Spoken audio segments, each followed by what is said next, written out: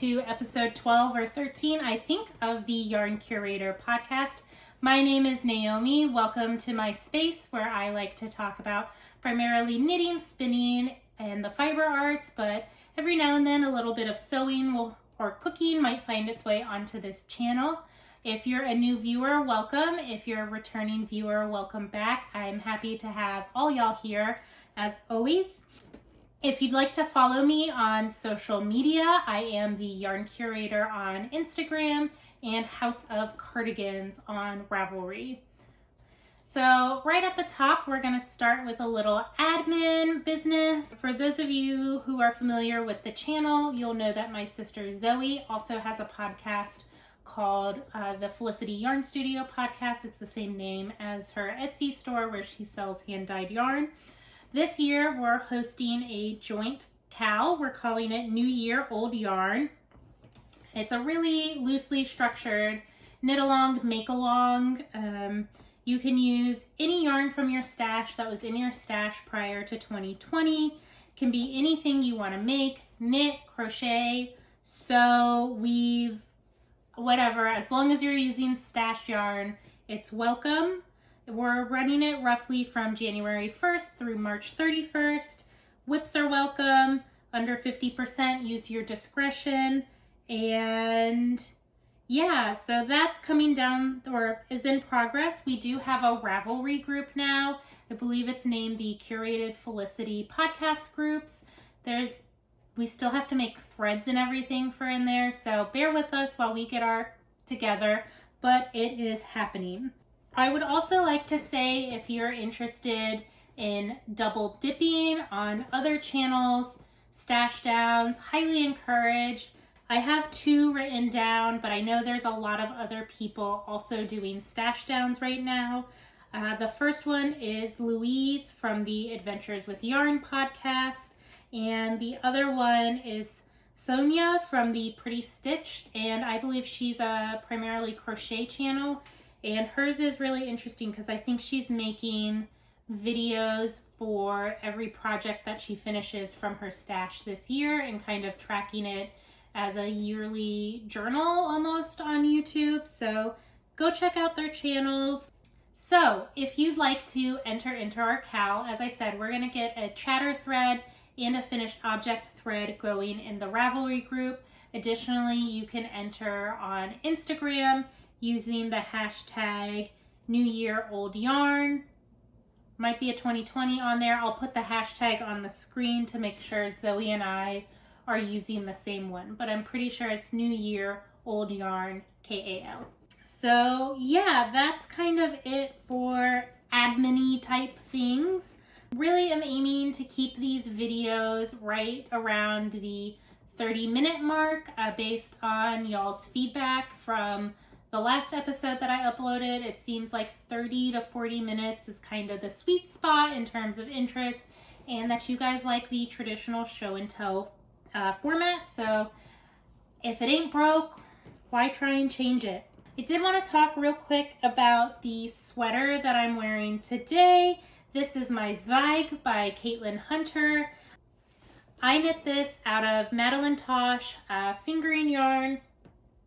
They did a custom dye for Jimmy Bean's Wool, I believe in 2017, based on zodiac signs. And I can't remember the color. I think this is the Aquarius colorway. I'll put all the information down below. And then for my contrast color here in the yoke, this is Artemis Yarns. And I can't remember the colorway. Zoe picked it up for me at Warm and Fuzzy, which is a yarn shop located in Cary, North Carolina. I believe she picked it up for my birthday, or my brother bought us yarn and we exchanged it for things we liked better. That might be the actual story. Sorry, Pete. But anyways, as the elephant in the room is, I decided to steek mine. So, and if you guys want me to post kind of an in-depth pattern review / how I modified it, I'm happy to do that as a separate video. I don't want to eat up too much time here showing off this sweater. This is knit out of all superwash yarns, so I did have to do machine steek, so I zigzag stitched down the center a few times, and then picked up my button band and knit that as well. So overall thoughts, I love this pattern. However, and I thought I was going to wear it more than I currently do as a cardigan, because living in Florida, it's a little bit easier with work to match cardigans to my work attire than traditional sweaters, which is why I decided to modify it. And I did see on Ravelry 3 people had steeked theirs as well. Essentially, to figure out the steek, I counted how many pattern repeats there would be of this lace motif, and for my size, which I believe was the large that I knit, it worked out that there would be an even number of repeats on either side, so I could literally steek it right down the middle, which is where one pattern repeat would end and start for me. So yay for me for that. So I did a 12 stitch steek in the middle. So essentially I did a purl ridge on either side with 10 stockinette stitches in between to cut. Since it was my first time steeking, I wanted to give myself plenty of space for if my scissors went this way or that way, and it wasn't a perfectly straight cut up the middle. When I originally did my steek, I had not planned on doing a machine stitch steek because I had watched a Pearl Soho video on how to do a steek while also enclosing your seams. I'll link the video down here below. However, since this is superwash yarn, and I should have known it, that little hack wouldn't work with superwash, it kind of turned into a scary nightmare there for a little bit. I actually ended up putting the sweater on holders for like 3 months to the side before I could work up the nerve to try and salvage it. I thought like 3 months worth of knitting was going to be gone out the window. However, I sat down, I took the time, I actually took my swatch and did a lot of test runs on that and cutting, and found, you know, the proper tension on my sewing machine. So I then ended up going up and down that purl channel, which was great that I had that. I ended up sewing up and down that several times. I picked up the button band and knit that just for about an inch or so, but overall I'm really pleased with it. I do have to say, now that I know kind of how the pattern fits, it's a little loose up top. I have some extra fabric kind of along the back neck, and I'm not sure if kind of picking up along the neck ribbing here, if I were to pick that up and do some decreasing or additional short rows, would help improve the fit, because it's a little bit baggy up top, and because of that it kind of slides down my shoulders a little bit. So I'm thinking if I pick up and knit a little bit more with some decreasing, it might tighten up that fit a little bit. But otherwise I'm really pleased with it, and yeah. So moving on to finished objects, I have one finished object to show you guys this week, as well as one half-finished object. If you watched my latest video, which was my Make 9, I mentioned on there one of the patterns I wanted to make was the Angel Face Turban by, I believe her name is Amy Apple of Poison Girl Knits. So I had previously cast this on before we went to Scotland last year. It was going to be my travel knitting. However, for whatever reason last year, my brain just couldn't wrap around the charts and how the pattern was written. It was probably due to stress / trying to get something going at the last minute before we went. And I knit like all of 2 rows the entire time we were in Scotland on this project. Go figure. I picked it back up this week after getting a little frustrated with some of my other projects and powered through it. It's an incredibly quick knit. It's really fun. It's really clever, and I wore it all this weekend when my hair was not done and I just wanted to kind of cutely cover it up while still kind of being a bum around the house. So this is knit out of hedgehog fibers in the Monarch colorway. It uses size 2 and 3, US size 2 and 3 needles. It features this really pretty kind of polka dot lace motif, as well as a tie up here on the top. I would put it on and show it for you guys right now. However, I'm having a good hair day. And for those of you who don't know the hashtag struggles curly girl life, if your curly hair is looking good, don't touch it. Because the more you touch it, the more of a gigantic poofy frizz ball you're going to be. And I prefer not to look like a poodle. So I will insert a picture here through the magic of editing so you guys can see what it looks like on. I would say this is a good project for someone who's a beginner and they have the foundations of increasing, decreasing down if you want to challenge yourself with some simple lace, as well as to create these puckered stitches. Essentially, you just drop down a few rows and pick up the stitches and knit them together with the stitches that are live on your needle. That sounds more complicated than it really is, but it's really simple and it creates this nice fit around the back of the crown of your neck, of your head. So if you're a beginner who's feeling like you're ready to branch out and challenge yourself, and I would definitely say give this pattern a try. I really enjoy this pattern. I love the yarn. And I'm so happy I finally got this yarn out of my stash. It's been in there for 3 years. And it's also one thing done on my Make 9. So next I have up is a half finished object. It has been cold here lately.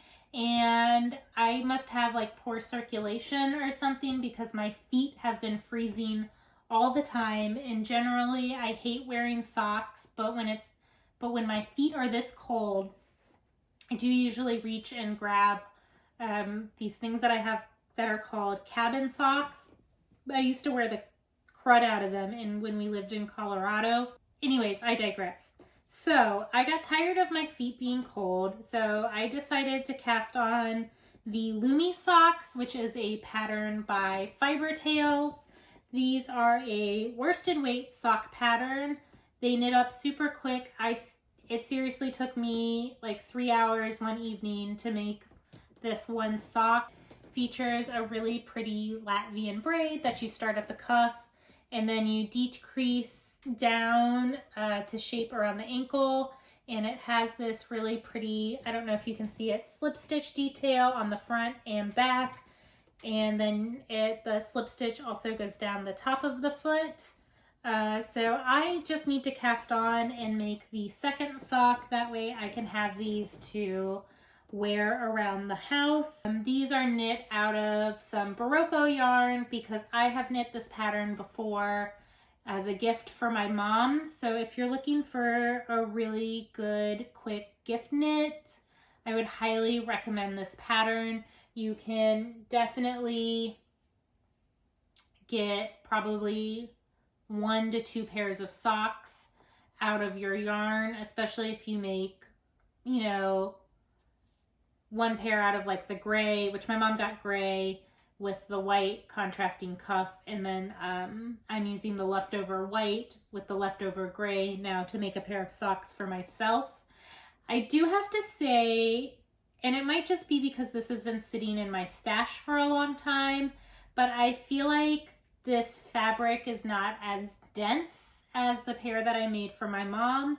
And maybe that's just because I did these magic loop, and the pair I made for my mom I knit on 16-inch circulars, but these feel looser, and it could also just be a difference in the yarn. You know, that skein of the gray might have been a little bit plumper for whatever reason than, you know, the white when it got milled. I did go ahead and block this sock because I was having really bad laddering along the detail right here, which it's still there a little bit. Along this slip stitch detail, I was getting really bad laddering from where I did the magic loop. So you can kind of see that in there. But otherwise, you know, it's a lovely pattern. And to probably mitigate that laddering on the second pair that I make, I think I will just try and move where I switch the needles on the magic loop to the side seams here, as opposed to having it start and end along the slip stitch row.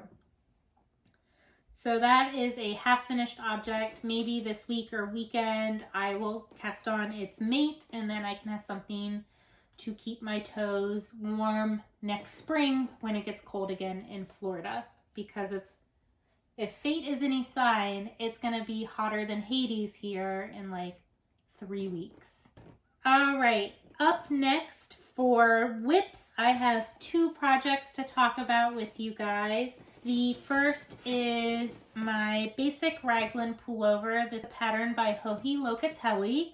The yarn I'm using is Madtosh DK in the Twin Peaks colorway, and I am knitting this on size 4 in 6 needles. This is a great beginner pattern if you've never knit a sweater before. And yeah, so the last time we talked, I was a couple inches into the body after separating the sleeves. I would say it was probably around here. So I have finished the body on my sweater, done the ribbing, and picked up my first sleeve. I was just kind of going to town knitting this sleeve, not thinking anything of it, and completely missed that I was supposed to start doing decreases on the sleeve like 4 inches back. So I'm kind of put it in timeout because I need to decide if I want to rip back like 4 inches or so and start the sleeve decreases, or if I just kind of want to fudge it and do the sleeve decreases twice as fast as the pattern calls for. Or do I just knit a big oversized sleeve, do some rapid decreases for the cuff, and then it'll fit similarly to how the sleeves on my Ingalls sweater fit, and that's, you know, a really comfortable sweater, and I'm not opposed to that. So this has not gotten much love in about a week because I need to make those decisions. However, I'll get there. In all honesty, I will probably just keep knitting the sleeve and then decrease it like my Ingalls and just go read that pattern for those sleeve instructions, because I kind of want this to fit like a big oversized hoodie and just be something cozy that I put on and wear. I love the color for a good kind of neutral. It's this really pretty gray with a lot of purple undertones, and then it has these really pretty pops of speckled color in there. I am alternating my skeins, and for this I've been using a combination of helical knitting as well as an alternating skein method that one of my aunts told me about, which is whenever you finish or get to your, you know, new skein where you want to make that transition, you take your working yarn, you move that forward in front of the needle, and then if I were to be transitioning to the new yarn, I would then take that one forward and bring it back and begin working with that. So it does create a fairly seamless join. I actually just went and looked up both sides of my sweater to try and figure out which side underneath the armpit I was alternating under doing that method. And I'll be honest with you, I can't really tell. I think it was this side, and I'll hold that up for you guys. The big thing if you do that method is you just don't really want to pull that last stitch too tight because it'll make some puckering. But yeah, I can barely tell that I was alternating, and really the only thing that's standing out is the little bit of waist shaping that was done for the sweater. So I'm really pleased with this. I need to pick it back up, and I could probably crank it out and finish it this weekend and then film a finished object video for it with more thoughts than for any of you who want to hear redundancies. I will expand even more about this sweater. All right, you guys, and last but not least is a new cast on that I've probably lost my mind for even endeavoring to try this project, and there is not much to show you because it is very fresh on the needles and it is a very frustrating knit, so it's been slow going. I have cast on Poet, which is a pullover by Sari Nordlund, and it is all over cable sweater that was previously in an issue of Lina magazine. So I cast this on last weekend, 2 weekends ago, I can't remember, and I was making good progress on it, and then I messed up, so I set it down till I had time to tink back, and I picked it back up yesterday and got like 5 more rows in, and then messed up again, so I need to tink again. It's one of those projects where you take like 3 steps forward and 2 steps backwards, because I find I'm constantly tinking, and hey, it's all good. I know once I get past the division for the sleeves, it'll start to go a lot faster. My biggest frustration with the pattern right now is the front of the body is one chart and the back of the body is a different chart, and they're very similar for the most part, and so you have to, I'm constantly switching on my phone because that's what I have. So I'm constantly switching between these 2 tiny little charts. So it's not even like you can leave it left up and just go from there. It's a lot of switching back and forth and maximizing and decreasing the screen. And I'm going to stop complaining now, but that's my biggest complaint, is the charts are different for the front and back, which can make it a little bit confusing. So I'll hold up. This is the back of the sweater. You cast it on flat and you do short row shaping for the back, and then you cast on stitches and join in the round and begin working the second chart. So this is what the front looks like right now. It's, much shorter, but it's this beautiful kind of undulating cable with seat stitch in between. It's absolutely beautiful. It's definitely going to be a product knit for me. However, it's probably the hardest pattern I've knit yet to date, and so it is what it is. I have not even told you the yarn I am using. So I am knitting this out of, and I'm going to be a little sister and needle my older sister Zoe. This is knit out of Beaches and Bouches. Every time Zoe watches the podcast and I say their name, she sends me a text and is like, "You're saying it wrong." So just for that, Zoe, I'm going to keep saying it wrong. Also counts towards the stash down. As I mentioned before, I am trying to do a little bit of a no spend through a good portion of 2020. I have already broken that, but it was within my loopholes because I bought yarn that I needed to complete a project on my Make 9. So that's my built-in loophole. If it's not on my Make 9, I can't buy yarn right now. Oh, and the other exception is festivals, which I will get to in 1 second. So yeah, it's slow going. I stopped last night because I realized I messed up one of the rows, so I need to tink back again and then pick it up again. I think what I'm going to do going forward, and this kind of leads me into life updates, is I think I'm going to try and knit on this primarily on Mondays moving forward, because I am getting ready to change my schedule at work after this upcoming weekend. I currently work Sunday through Thursday. However, next week I am going to start working Tuesday through Saturday. And so I'm hoping that Mondays I'll be home by myself, that in a quiet house I'll be able to knock out good chunks of this project and then work on other things throughout the week, because it is definitely a difficult pattern to work on when your brain is fried, or the TV's on, or your husband's talking to you, or the neighbor's cat has wandered into your driveway and you caught them on the house camera and you run outside and you're like, "Willow!" And then you give them a can of wet food.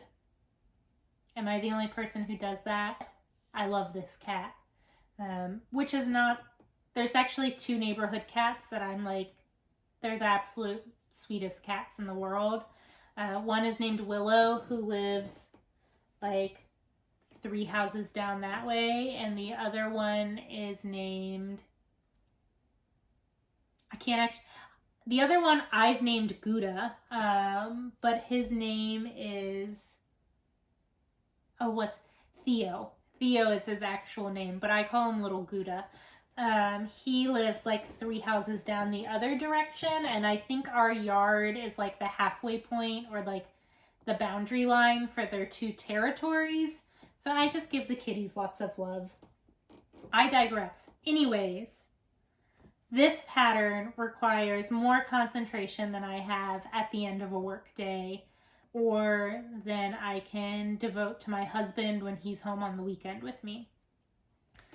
So this is going to be most likely Monday knitting going forward in the future. So that is it for whips, you guys. I am probably going to cast on something new here in a few days because, I definitely am going to cast on something new. Zoe went to Black Mountain Yarn Shop yesterday, which was Saturday the 25th of January, and she got me a skein of La Bien-Aimée because in March I am going to be going to a festival back up in North Carolina, this time in the Raleigh area, with my mom and all of my aunts who knit and my sister. We're all going to it's called the Carolina Fiber Festival. And with this festival, they have like a make-along that you can participate in before the festival. And this year, the pattern that everyone can make is a cowl. So Zoe's going to be mailing me. She picked up some yarn that I can use to make this cowl because I don't actually have any sport weight in my stash. Shocker. So I'll be casting that on soon. I think it's called the Owl Cowl. Once again, I'll link everything below. So yeah, just into some life updates. As I mentioned, I'm moving to a new schedule at work, which the good thing is I'm hoping with that I can start recording Monday mornings because Mr. Yarn Curator just got a new job. And so he's going to be moving to a traditional Monday through Friday schedule. Previously, he's been working as an independent contractor and he works from home and is going to be going to Monday through Fridays. So I think when he gets up and leaves for work Monday mornings, I want to try every other week to sit down and film a regular podcast in the morning, get it edited and uploaded. So yeah, that's the plan. I also, with that, want to try and start uploading weekly. And what I'm thinking is for a month, based on everyone's feedback, I'm going to try and shoot for 2 traditional podcast episodes fortnightly or every other week. And then in between those weeks, I want to try and do one primarily spinning-based video and then one cooking video. So that's the goal. We'll see if that happens. Hold me accountable, YouTube. If it doesn't happen, it's just because life has been busy and crazy. I feel like we've been running a mile a minute for like a year and a half now, so things have to slow down at some point, right? Right? As for things happening at work, I received a grant last year for roughly $3,000 from a local civics organization. We have a large collection of stuff and archives from a local lady. She passed away in 2014. She donated not only her house to the museum, but its entire contents. So we're 5 years into it. We've cataloged over 2,000 physical 3D artifacts as part of that donation. But another large part of the donation was all of her family papers. So 3 generations worth of photographs, scrapbooks, yearbooks, travel documents, things along those lines. You know, everything that is paper or documentary related to 3 lifetimes. So the grant we received is going to pay for the preservation supplies for that. So that's going to be a big project that I'm going to be jumping into with one of my coworkers here in the new year. While that's going on, if you watched my Vlogmas, you'll know I talked about processing an archival collection of papers from a local boat builder who is internationally renowned for creating the Optimus pram. I am still cataloging family photos. I'm still going through organizing and arranging it. But one of the fun things with it is in the 90s, he sat down and wrote kind of a series of memoirs or recollections. So I've been going through and reading in his own words about his life, the time he served in the Navy as a boat builder during World War II, as well as his business and all of that good stuff. And he's definitely a colorful character. So that's been great because I've been pulling firsthand quotes from him out. I have them going and I'm saving those quotes in a Word document to use in the exhibit we're going to make about him through the year. That's kind of one of the other big projects I'm looking at. So yeah, that's really neat to go through that and start to form a cohesive story. I think that is it for life and kind of things along those lines. If you guys have any questions, comments, feel free to drop them in the comment bar down below. If you like today's episode, past episodes, feel free to hit that thumbs up button and subscribe. I'm super close to hitting 300 subscribers, which is bonkers.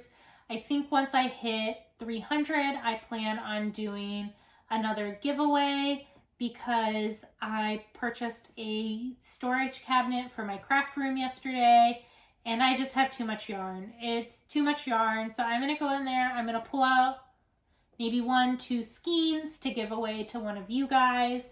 So hit that thumbs up button, hit that subscribe button because once we hit 300, I'm going to do a giveaway and yeah, help us get us there a little bit faster.